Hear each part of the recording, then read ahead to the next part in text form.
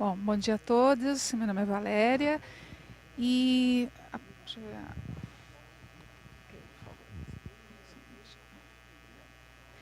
Sou da Tetra Pak. A Tetra Pak, acredito que todos vocês conheçam, é a multinacional sueca, produtora de embalagens cartonadas do tipo longa vida.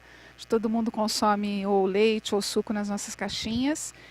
E o que eu vou falar um pouquinho hoje para vocês é sobre o quanto é importante o uso de matérias-primas renováveis, seja na produção das nossas embalagens, seja o uso de energias renováveis também é algo importante para nós, que nós temos em nossa estratégia.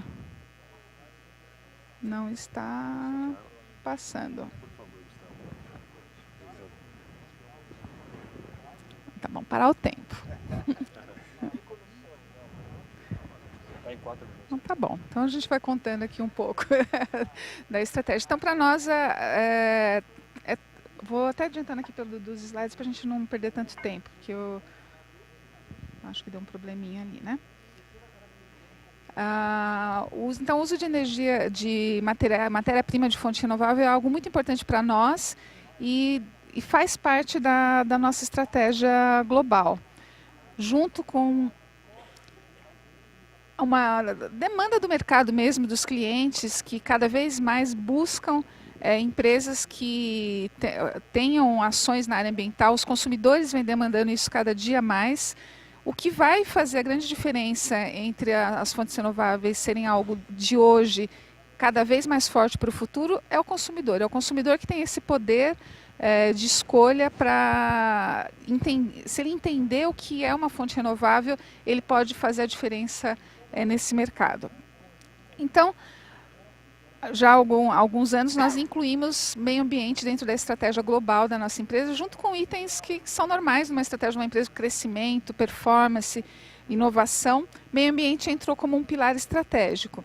E dentro desse pilar nós trabalhamos 3 grandes objetivos: reduzir o impacto ambiental na nossa cadeia de valor, então desde das matérias-primas que a gente utiliza até a reciclagem pós-consumo; desenvolver produtos sustentáveis, sempre melhorar. A gente trabalha com o conceito de Design for Environment, que é sempre buscar que as novas embalagens ou os novos equipamentos sejam melhores do que os anteriores, e aumentar a taxa de reciclagem pós-consumo. Hoje eu vou falar um pouco mais sobre o segundo item ali, de desenvolver produtos mais sustentáveis. O que a gente tem feito em relação a isso? Então, uma das nossas ambições é incluir no nosso portfólio de embalagens que sejam 100% de fonte renovável. As caixinhas da Tetra Pak, elas são compostas por 3 materiais: papel, plástico e alumínio. Então, quando a gente pensa nessa estrutura, nós temos um caminho de como tornar essa embalagem mais sustentável. O primeiro passo, que é a maior parte da embalagem, é papel. Então, 75% já é uma fonte renovável. Aí sobra o plástico e o alumínio. O plástico foi onde a gente começou essa trajetória de como migrar o plástico de petróleo para um plástico de origem renovável de cana-de-açúcar. Começamos com as tampinhas e depois passamos para o plástico de cana-de-açúcar também nas camadas da embalagem, que eu vou mostrar um pouquinho mais para frente. Então, o princípio para chegar a incluir essa embalagem que a gente fala totalmente renovável no nosso portfólio, passa por justamente você ter já 75% dela, que é o papel. O passo seguinte, então, foi uma parceria que a gente até fez com a Braskem, que vai falar logo, o Gustavo vai falar em seguida. Então, eu vou passar bem rapidamente aqui na explicação do que é um polietileno de cana-de-açúcar, para não passar vergonha aqui na explicação. Mas o que foi o grande desafio nosso? Mostrar para as pessoas que, em termos de propriedades mecânicas e químicas, a gente está falando da mesma coisa. Se você pegar uma caixinha feita com plástico de origem de petróleo e comparar com uma de cana-de-açúcar, em propriedades mecânicas e químicas você não vai ver diferença nenhuma. Onde que está a diferença? A diferença está no impacto ambiental nessa cadeia, nas emissões. Então, o que a Braskem fez basicamente foi mudar justamente a origem dessa matéria-prima utilizada para a produção do eteno, que é a principal matéria-prima para a produção do polietileno de baixa densidade, que é o que a gente utiliza nas nossas caixinhas. Então, ao invés de ser um eteno que veio do petróleo, é um eteno que veio do etanol da cana-de-açúcar. Então, de uma maneira bem mais simplificada, acho que depois o Gustavo vai dar um pouquinho mais de detalhes sobre isso, mas essa pequena diferença, aparentemente, é uma grande diferença em relação ao impacto que as nossas embalagens vão causar para o meio ambiente. E a nossa ambição é justamente que todo o plástico que a gente utiliza na embalagem possa ser esse plástico de cana-de-açúcar, de origem renovável. É um caminho, nós hoje chegamos até 80% de conteúdo renovável nas nossas embalagens. Isso varia um pouco de acordo com o formato da embalagem, o tipo de embalagem, se tem a tampa ou não. E a nossa intenção, então, é gradativamente ir aumentando esse teor. Quando nós começamos a introdução do polietileno de cana-de-açúcar nas nossas embalagens, foi com as tampas. É um polietileno de alta densidade, utilizando, então, esse material. Foi o primeiro passinho nessa caminhada nossa da renovabilidade. Até ali a imagem da primeira embalagem com a tampinha de polietileno de cana-de-açúcar, que foi do Leite Ninho da Nestlé.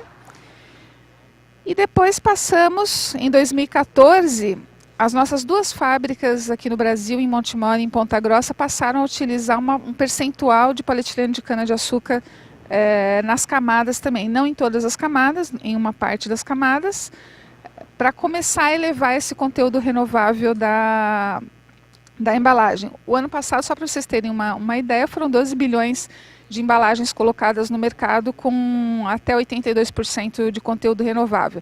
Então, quem aqui consome leite em embalagem longa-vida, com certeza está consumindo um produto que tem conteúdo renovável e tem polietileno de cana-de-açúcar na sua composição.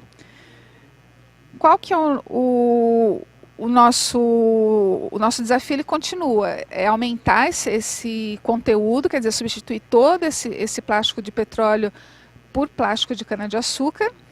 E também alguns devem estar aí pensando, mas e o alumínio?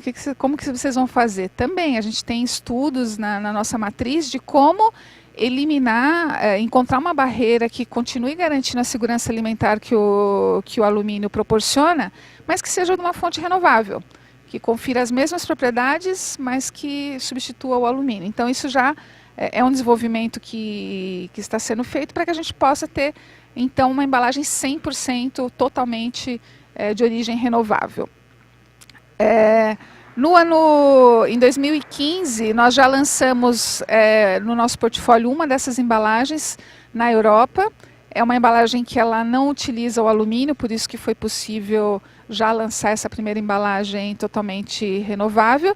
E agora o desafio é justamente essa embalagem que está aparecendo aí para vocês, que seria uma embalagem asséptica, ou seja, que tem o alumínio, mas com todo o material, o papel e o polietileno, o plástico de origem renovável. E para terminar aqui, eu trouxe, como eu comentei com vocês no início, que o grande desafio é o consumidor que vai fazer essa cadeia se mover, se ele entender o que é um material de origem renovável, se ele der preferência para produtos ou para materiais ou para energias renováveis, isso vai fazer a diferença. E vocês veem, a gente lançou a tampinha em 2011, as camadas utilizando polietileno de cana-de-açúcar em 2014, e muitos consumidores nem sabem disso. Eles estão tomando lá o leite, estão tomando o suco, e eles não perceberam que é um benefício a mais que ele está comprando e que ele pode escolher na hora da compra uma embalagem que tem esse benefício em relação a uma outra que não tem. Então, trabalhar na educação da população, na conscientização, é fundamental e é a nossa prioridade hoje. Então, esse ano nós lançamos essa campanha Tô de Olho, que eu vou passar um vídeo bem curtinho para vocês. É um primeiro passinho, vocês vão falar, mas aí não explica o que é o renovável. É o primeiro passo, é para chamar a atenção de que a sua escolha ela faz diferença para o futuro.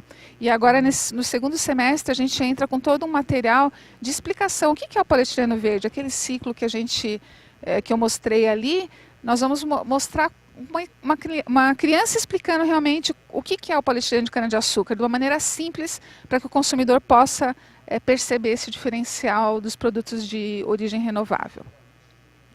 Então, vamos lá.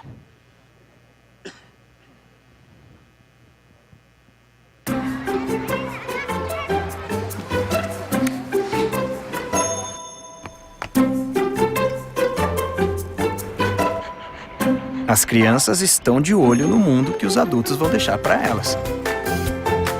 Por isso, as embalagens da Tetra Pak ajudam a conservar o meio ambiente e o mundo em que seu filho vai viver. Se tem esta marca, é sinal verde para o planeta. Tô de olho, hein? Tetra Pak, protege o que é bom. Bom, basicamente é isso que eu tinha para falar, bem rapidinho, bem resumido, mas depois a gente discute melhor o assunto.